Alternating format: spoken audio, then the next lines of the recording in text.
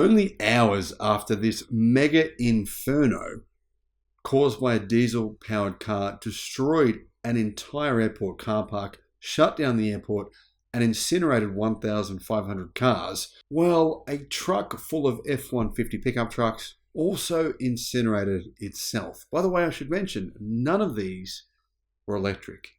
They're all internal combustion engine vehicles. There's been a series of pretty insane car fires recently. I'm not even talking electric cars here, I'm talking internal combustion cars. Bizarrely, on what is kind of the anniversary of a major gasoline car fire from a Land Rover vehicle that set on fire a bunch of other cars, the same exact thing has happened. An airport has been partially incinerated, and in another instance, one gasoline-powered car that caught fire ended up burning down 15 other cars. Hello, my friends. Welcome to the channel. It's great to see you. Thank you for tuning in. I'm Sam Evans. You're watching the Electric Viking.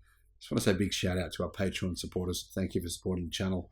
I'll put a link in the description below if you'd like to support us on Patreon. However, it's worth pointing this out first, and I always want to make this point very clear because the media would like to confuse you. I don't know why there's a bit of an anti-EV agenda.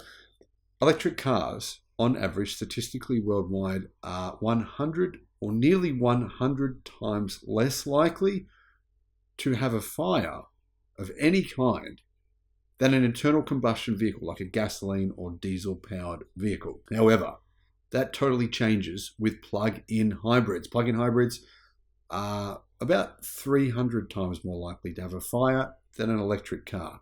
So often the media reports there was an EV fire, look, an EV caught fire, and actually very commonly, especially in China, they're actually plug-in hybrids that have these fire problems. So what's going on here? What are these stories that I'm hearing? Well, Range Rover sparked a fire in an airport car park that collapsed.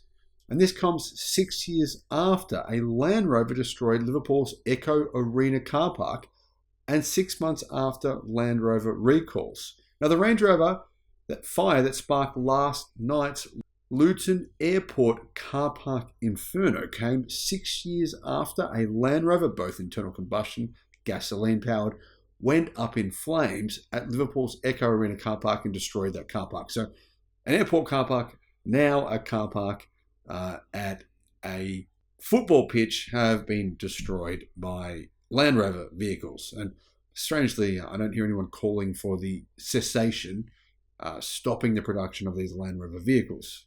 Isn't that weird? Anyway, in 2017, a Land Rover burst into flames in a multi-story car park in Liverpool in the UK, creating a literal inferno. It was insane. It was 1,000 degrees Celsius, and it incinerated a staggering 1,600 vehicles. Now, imagine if an electric car did that. Imagine an electric car just caught fire of its own accord. That's what happened here. And it destroyed an entire car park, created a fire that would have roasted anyone or any living creature within probably 100 meters of it, 1,000 degrees, more than 1,000 degrees centigrade, and it incinerated 1,600 vehicles. There would be international uproar, and the production of EVs would surely somehow be impacted significantly. Anyway, if it's a gas-powered vehicle, you probably never even heard of it, right? Well, last year, a mother of two said she was forced to leap from a window when her Range Rover exploded. She was stuck in the car, couldn't get out, and the thing just burned itself to the ground very quickly. This was not an old car, by the way, but you probably haven't heard of that story either. Now, 100 firefighters spent 12 hours battling the inferno. 1,500, in fact, 1,600 cars were lit on fire by that one car. This was a £20 million, or around about a $40 million destruction. And it was just utter devastation. However, the fire at Luton Airport that caused the destruction of 1,500 cars has caused massive damage to the airport car park. It can't even be used. It's basically completely unusable. And it's actually now had a significant structural collapse. In other words, it's an enormous car park. has just basically been destroyed. Now, I know it's not very similar to the World Trade Center, but it just reminds me of that. It reminds me of that. Fortunately, no one here died, I don't think anyway. But it reminds me of that situation where when you have a catastrophic fire of this size, then the structural integrity of a building can just be completely destroyed. The fire rapidly spread from the car, parked on the third level of the car park, with firefighters battling throughout the night to stop the flames from reaching nearby buildings, vehicles, aircraft, and the actual train line as well. This was a major catastrophe.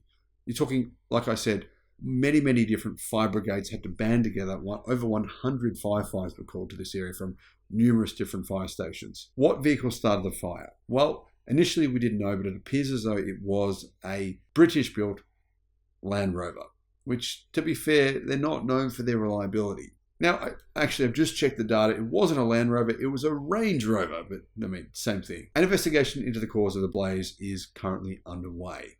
But honestly, I don't know what they're going to find. I mean, the original offending vehicle is incinerated to virtually nothing, so good luck with that. Anyway, here's what actually happened. There was 15 rescue pumps, 3 aerial appliances, and in other words, 3 helicopters or planes with the ability to throw water onto the fire, and over 100 firefighters on the scene at the height of the fire. Flights in and out of the airport even had to be suspended because the fire and the smoke was so bad. 5 people, 4 of them firefighters, were treated for smoke inhalation. But the fire was extinguished eventually after about 10 to 12 hours on the Wednesday morning. However, the fire brigade of the firefighters couldn't leave until the following afternoon, late in the afternoon, because fires just kept on breaking out all over the place, as you can imagine. Imagine how insane this would be. The 1,600 cars, you don't know for sure all of them have had their fuel tanks pierced and blown up or burnt. It would be like an insane scene of absolute carnage. Flights in and out of the airport have suddenly resumed today, and the service's chief fire officer, Andrew Hopkinson, told the Independent the car park had no sprinklers, which could have had a positive impact. I personally am not convinced that this would have solved the problem. It was a catastrophic failure. What surprises me probably more than anything about all of this is that electric cars are not being blamed for this fire.